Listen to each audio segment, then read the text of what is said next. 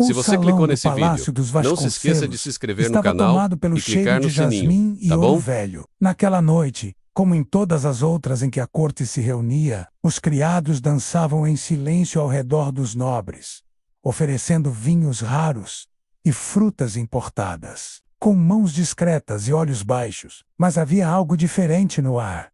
Um murmúrio, um escândalo sussurrado de boca em boca, como veneno escorrendo por taças de cristal.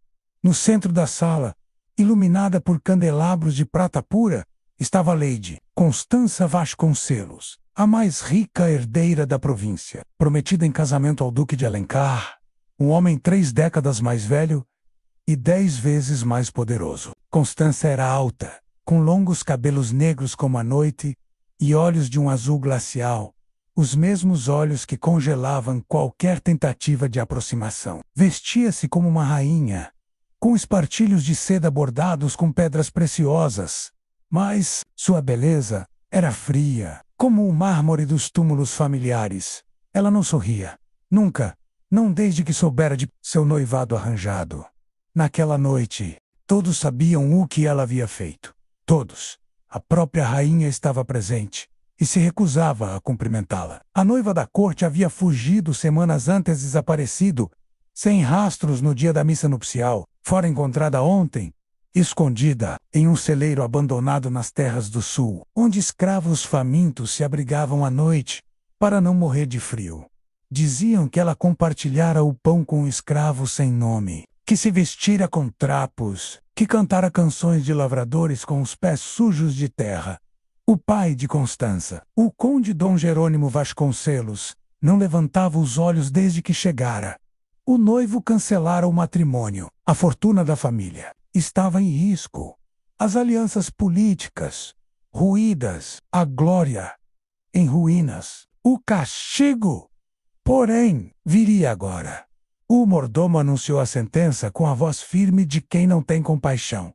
Por decisão do Conselho Nobre, Lady Constança Vasconcelos será entregue à tutela rural da Fazenda Sombra do Campo. Não mais viverá. Entre as sus, e trabalhará sob a supervisão de um servo, até que sua honra seja redimida, ou sua vontade domada. O salão emudeceu. Ela não chorou. Apenas ergueu o queixo com orgulho. Seus olhos varreram a multidão, desafiadores, mesmo quando todos os olhares a julgavam. Um riso baixo escapou de seus lábios, seco como ferro. Vocês não sabem o que é liberdade. E saiu. A viagem até a Fazenda Sombra do Campo levou 2 dias. O coach era simples, sem janelas, sem almofadas. O motorista não dizia palavra. O céu parecia mais cinzento a cada milha. Ao chegar, um casarão antigo se desenhou contra o entardecer. Paredes gastas, cercas de madeira quebrada, silêncios espessos. Um homem alto e magro esperava na soleira do galpão lateral. Estava descalço, com a pele marcada de sol e a camisa rasgada ao ombro. Não tinha nome, ao menos, não para os nobres. Diziam que fora comprado em um leilão falido e esquecido na fazenda, após a morte do último senhor. Ele não falou, nem a olhou. Apenas abriu a porta lateral, apontando para um colchão de palha coberto por um pano surrado. Ali seria o quarto de Lady Constança. Ela não moveu um músculo, mas por dentro, um mundo desabava. A noite caiu sem cerimônia. E com ela, a certeza. Ela havia sido entregue a um escravo. E o mundo não voltaria a ser o mesmo. O som dos grilos. Cada trinado parecia zombar dela, como se a própria natureza soubesse quem agora dormia naquele colchão miserável. Constança, que outrora recusara almofadas de penas por serem rígidas demais, agora tremia enrolada num tecido fedendo a mofo, com o chão duro sob o corpo. Acordou antes do sol. O escravo, menos aquele homem silencioso e desgrenhado, já estava de pé, cortando lenha nos fundos do galpão. O som ritmado do machado invadia o interior como uma condenação. Ela saiu, os pés ainda descalços, o vestido amarrotado da viagem. Cruzou os braços. Onde está o café? Perguntou, com o tom de quem ainda era dona de tudo. O homem não respondeu. Apenas seguiu cortando. Está surdo? Nada. Ele sequer a olhou. Ao contrário dos criados da corte, ele não se curvava, não se justificava, nem sequer tentava agradar. Constança virou as costas, furiosa. Horas depois, um prato com mingau de milho apareceu sobre a mesa. Rústico, sem açúcar, sem talher. Ela jogou o prato no chão. Eu não sou bicho. Recolheu os cacos, em silêncio, sempre, e voltou para os afazeres. Durante os dias seguintes, a revolta virou combustível. Constança se recusava a lavar roupas, limpar o chão ou carregar baldes. Dormia tarde, com fome, esperando que algum enviado da família viesse resgatá-la. Mas ninguém vinha. Tentou fugir uma vez. Entrou no mato durante a madrugada, guiada pela lua. Andou por horas sem perder. A vegetação era densa. Os galhos cortavam sua pele. Ouviu lobos, chorou, gritou por ajuda, e foi ele quem apareceu, com um lampião na mão. Não disse nada, apenas se ajoelhou, ofereceu a mão e a levou de volta. Ela recusou. Tentou caminhar sozinha. Tropeçou. Ele a carregou no colo, como uma criança birrenta. Quando amanheceu, ela acordou deitada sobre panos limpos. O braço dele estava por baixo da sua cabeça. Ele dormia no chão ao lado, de costas para ela. Constança afastou-se, enojada. Não pense que somos iguais. Ele não respondeu, apenas levantou e foi buscar água no poço. Certa tarde, Constança pisou em uma serpente escondida no celeiro. Não era venenosa, mas a mordida foi feia. Gritou. Caiu. Estava sozinha. Ninguém veio.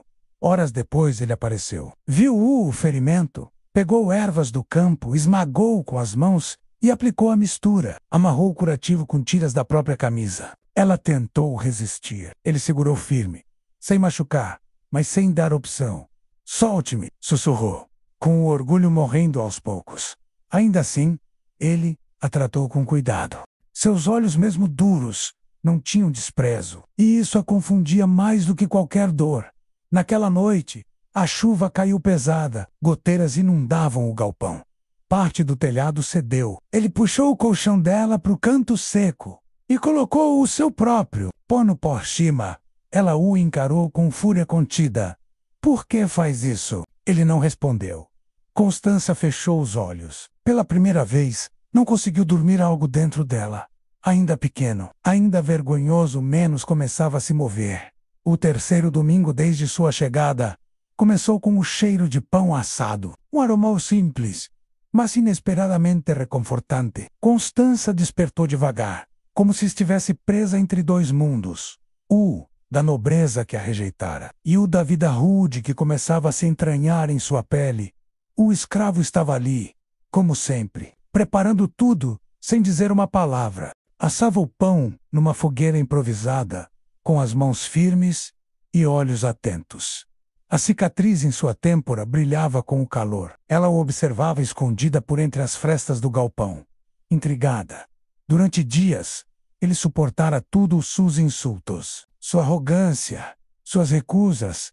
Nunca humilhou, nunca revidou. Seu silêncio era mais forte do que qualquer castigo que ela já conhecera. Mas o que mais a perturbava era a dignidade dele. Na manhã seguinte, Constança caiu. Uma dor aguda na lateral do corpo a fez gritar ao tentar se levantar. A febre veio junto, implacável. Sentia calafrios. Tentou caminhar, mas desmaiou antes de alcançar a porta. Quando abriu os olhos, ele estava ao seu lado. Umedecia um pano em uma bacia com água e folhas. Pressionava contra sua testa. Trocava as compressas com cuidado. Uma colher com chá amargo se aproximou de sua boca. Ela virou o rosto. Vai-me enveneno, sussurrou, fraca. Ele não respondeu. Apenas segurou a colher mais uma vez. Com os olhos, ela cedeu. Nos dias seguintes, ele a alimentou, limpou seu suor, trocou os panos encharcados de febre e nunca desviou o olhar com desprezo. Havia respeito ali, mesmo ela sendo quem era, mesmo ele sendo o que era. Recuperada, Constança passou a observar Lou do Verdei, como ele sempre lavava as mãos antes de comer, como olhava os pássaros no fim da tarde, como come ora, como ajudava os outros escravos da fazenda mesmo sem que ninguém mandasse. E como Sória raramente, mas com verdade, começou a fazer perguntas, curiosas, frias, disfarçadas de desdém. De onde veio? Como aprendeu a cozinhar?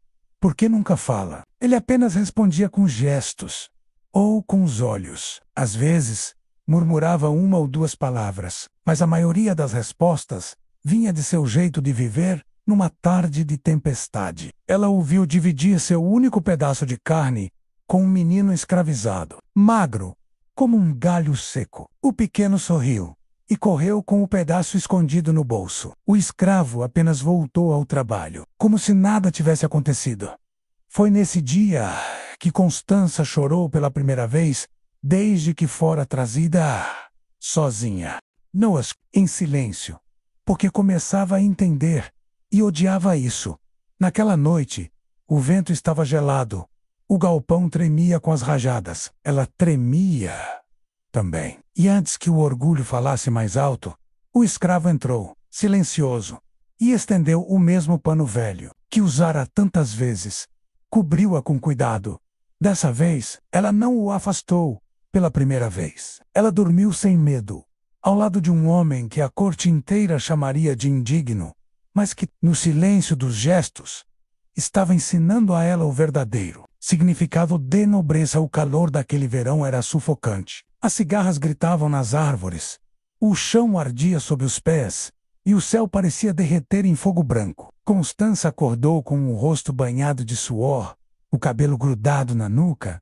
Olhou ao redor. O escravo já havia saído, como sempre, mas havia deixado um balde com água fresca ao lado da porta, e uma pequena flor silvestre encostada na borda. Ela ficou imóvel por longos minutos, encarando aquela flor. Odiava o que estava acontecendo dentro de si. Começou a ajudar nos afazeres, mas fingindo que era por orgulho. Lavava suas próprias roupas, varria o galpão, colhia algumas frutas. Não dizia obrigado. Não perguntava se fazia certo. Só observava como ele fazia e repetia. Um dia, ele escorregou com um cesto de lenha. Machucou o braço. Ela correu até ele por instinto, segurando-o. Quando o tocou, ambos pararam. Pela primeira vez, tocaram-se com intenção. O olhar dele era calmo, mais denso. O dela, nervoso, assombrado. Soltou-o de imediato e se afastou. Foi só por educação, menos mentiu. A voz trêmula. Ele assentiu, sem dizer nada. Mas algo havia mudado.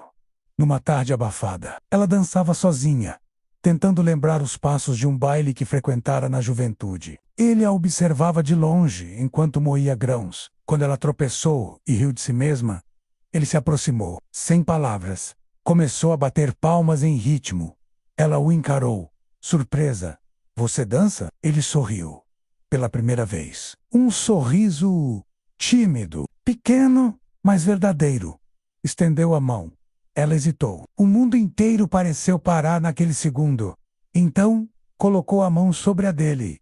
Dançaram, no chão de terra, sem música, apenas o som das palmas e dos próprios passos. Os olhos dela brilhavam como nunca. Ele se movia com firmeza, respeitando cada limite, guiando sem invadir. Ao final, estavam ofegantes, mas não se afastaram de imediato. Ela olhava para ele como se visse uma nova linguagem, uma nova verdade. Quem é você? De verdade, sussurrou. Ele apenas pousou a mão sobre o peito e disse: ninguém. Ela mordeu o lábio, confusa, e correu para dentro naquela noite. Ela não conseguiu dominar a lembrança do toque, da dança, da flor. Tudo se misturava a sentimentos que nunca aprendera a nomear. Quando a madrugada chegou, ela saiu do galpão. O encontrou sentado do lado de fora, olhando as estrelas. Sentou-se ao lado dele. Zemdaiser, nada ombro com ombro, ficaram assim por horas. Dois mundos opostos, encostando-se em silêncio.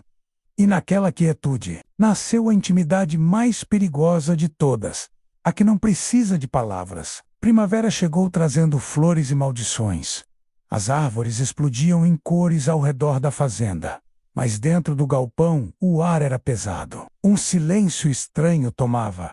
Os dias, feito de olhares longos, gestos contidos, e uma tensão invisível que crescia entre Constança e o escravo, A cada nova manhã, ela agora ria com ele, tocava seus dedos ao entregar uma tigela. Às vezes, o observava dormir, outras vezes, ele a escutava cantarolar sem interrupção. A intimidade virara rotina, mas nenhum deles ousava nomeá-la. Até que o mundo os encontrou. Foi a cozinheira da Seed, quem viu. Constança caminhava ao lado do escravo, carregando uma cesta de mandioca. Ria de algo que ele dissera, menos uma frase sussurrada, quase tímida, mas suficiente para arrancar-lhe um sorriso. O sorriso, aquele que todos juravam que ela jamais oferecera a ninguém. A mulher correu de volta escandalizada. 3 horas depois, uma comitiva vinda da cidade chegou na frente. O pai dela, Dom Jerônimo Vasconcelos, em seu cavalo branco, com a capa negra ondulando como julgamento, o rosto endurecido pela vergonha. Atrás, 2 soldados e o novo tutor da fazenda, um comerciante de escravos chamado Sálvio Cortês. Constança foi arrancada do galpão como uma criminosa. Os criados se escondiam. Os escravos abaixavam os olhos. O pai dela gritava insultos que jamais ousaria em público. Você desonrou o sangue. Ajoelhou-se diante de um bicho, uma vergonha viva. Ela o enfrentou de cabeça erguida. Ele é mais homem que todos os que conheci sob teto de palácio. O pai quase caiu do cavalo. Gritou: prendam-no! Vendam-no! E que nunca mais fale! Os soldados se viraram para o escravo, que apenas os encarou. Não fugiu. Não implorou. Manteve o mesmo olhar firme de sempre, como se estivesse pronto. Mas Constança não estava. Na madrugada, algemado e amarrado, ele foi colocado numa carroça em direção ao mercado de venda. Ela, trancada no quarto de hóspedes da sede, rasgava a própria pele em desespero. Tentou escapar pela janela. Tentou subornar a criada. Ninguém ajudava. Até que, no meio da noite, ela pegou um vestido velho, escondeu uma faca sob a barra e saiu escondida pela porta dos fundos. Cavalos dormiam nos estábulos. Ela selou um deles, pés descalços, cabelo solto, olhos em chamas. Seguiu pela estrada de barro, perseguindo a carroça. A chuva começava a cair, o céu a desabar. Alcançou o comboio pouco antes da alvorada. Gritou. Foi ignorada. Diogo, cavalo contra os soldados. Lutou, cortou a corda com a faca, soltou as correntes. Gritava o nome dele, que ninguém nunca ouvira. Mas ela sim. Iago. Os soldados a arrastaram de volta. Ela lutava como fera. Se o levarem, me mato! Gritou. O pai chegou pouco depois. Montado, encharcado, parou diante dela. Ela se ajoelhou na lama, com as mãos segurando as correntes quebradas. Ele é o único homem que me viu por dentro. Eu escolho ele. Não você. Não seu dinheiro. Não seu título. Dom Jerônimo nada disse. Apenas virou o cavalo. Então você não é mais minha filha. E partiu. O escravo foi deixado ali. Não livre, mas ainda preso pelo mundo. Mas não, por grilhões. Ela o abraçou, ajoelhada na lama, com os olhos transbordando. Estavam juntos, porém o mundo agora os caçava. Os dias que se seguiram foram de fuga. Constança e Iago viveram entre matas e casebres abandonados, dividindo pão duro e esperanças tênues. A cada vilarejo disfarçavam-se. Ela, como mulher doente em busca de abrigo. Ele, como lavrador em silêncio. Ninguém confiava. Todos suspeitavam. O mundo não perdoava uniões que desafiavam seu alicerce mais sagrado, o da hierarquia entre os homens. A recompensa por Iago crescia a cada dia. Seu nome agora era Murmúrio, entre comerciantes e coronéis. O escravo que seduziu a noiva mais rica da corte. Mas nenhum deles sabia o que realmente acontecera. Que foi ela quem se ajoelhou primeiro. Que foi ela quem amou com desespero. Em uma madrugada enevoada, chegaram à antiga capela de São Clemente, nos confins do sertão. Ali vivia o padre Júlio, um homem cego e velho, que um dia servira à corte, mas abandonara tudo para viver com os pobres. Constança pediu abrigo. Ofereceu o anel da mãe em troca. O padre apenas tocou suas mãos e sorriu. Eu vejo mais do que vocês imaginam. Ficaram ali por semanas. Iago ajudava nos reparos. Constança ensinava crianças a ler. Era uma vida pobre, mas digna. Pela vez, estavam livres, não do mundo, mas do medo. Foi o padre quem os uniu. Numa cerimônia sem testemunhas, Iago usava uma faixa de pano. Constança, um vestido feito de tecidos doados. Não havia aliança, apenas um ramo de alecrim, que ela prendera nos cabelos. O padre os abençoou com palavras simples. O mundo separa. O amor repara. Beijaram-se ali, sob um teto de madeira, com as mãos entrelaçadas e as cicatrizes expostas. Mas a paz não dura para os que quebram correntes num fim de tarde. Homens armados chegaram, soldados a mando do novo duque de Alencar, que queria restaurar a ordem e o decoro. Levariam Iago de volta, morto se preciso. Constança tentou intervir. Foi empurrada ao chão. Iago não correu. Ficou parado entre ela e as armas. Disse, pela primeira vez em voz alta, eu sou o homem. Os tiros vieram. O padre gritou. Constança caiu de joelhos. Iago morreu nos braços dela, com um sorriso leve e os olhos fixos nos dela. Ela não chorou, não, gritou. Apenas segurou sua mão até que ficasse fria. Pegou o corpo, enterrou-o com as próprias mãos atrás da capela, plantou o ramo de alecrim sobre a cova. Depois, desapareceu. Anos depois, viajantes falavam de uma mulher estranha que vivia entre os pobres, ensinando crianças que dando do don'ts. Não dizia seu nome, mas contavam que, toda manhã, ela colocava uma flor aos pés de uma cruz, feita de madeira rústica, e ali ficava, cantando baixinho, com um sorriso triste nos lábios. Diziam que ela era louca ou santa. Mas ninguém sabia que ela havia conhecido um amor tão puro que só podia viver na perda. Frase final. O mundo escreveu sua história com grilhões. Ela reescreveu com amor e silêncio.